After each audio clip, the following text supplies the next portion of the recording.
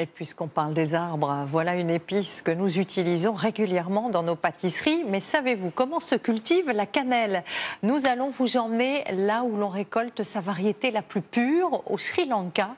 Là-bas, le cannelier profite d'un climat idéal, chaud et humide. Reportage d'Emma Vincent. Avec son parfum envoûtant, sa saveur légèrement sucrée, la cannelle est une des épices les plus utilisées au monde. C'est un ingrédient indispensable de la cuisine de nombreux pays d'Asie du Sud.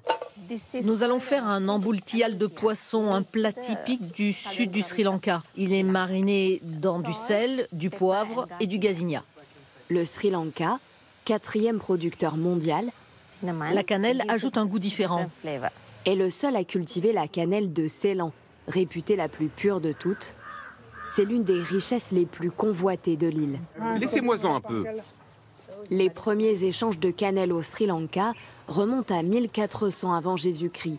Au XVIe siècle, sa valeur est si élevée que les colons portugais, hollandais et britanniques se disputent le contrôle de l'île pour mettre la main sur les précieux canneliers. Cet arbre a 8 mois, il est arrivé à maturité. Celui-ci a 6 mois, il faut attendre encore avant de le couper. Dans cette plantation du sud du pays, 500 kilos d'écorce sont ramassés chaque jour pendant la haute saison. Ce n'est pas le cœur du bois qui nous intéresse, mais bien son enveloppe. Il faut presser le tronc pour décoller l'écorce, avant l'étape la plus délicate, l'épluchage. Il ne doit pas y avoir ni de trous, ni de fissures dans l'écorce. Il faut qu'elle soit parfaite. Ensuite, la largeur doit être la même d'une extrémité à l'autre. L'écorce est ensuite séchée au soleil. Au bout d'1 heure et demie au soleil, elles sont enroulées sur elles-mêmes, comme ça. Les bâtons sont garnis de morceaux pour les rendre plus épais, roulés et à nouveau séchés pendant plusieurs semaines. Cette usine exporte la moitié de sa cannelle vers le Mexique, le Pérou et l'Australie. L'autre moitié est transformée en poudre, en thé ou en huile, qui génère plus de profit. Mais le Sri Lanka fait face à une concurrence rude, celle de la Chine et de l'Indonésie, qui produisent de la cannelle à bas coût à partir de l'arbre de cassia.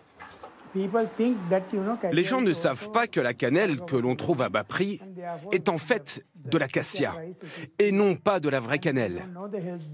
Sauf que la cassia n'a pas du tout les mêmes bienfaits pour la santé. Les deux variétés, cassia et cannelle, sont presque identiques visuellement.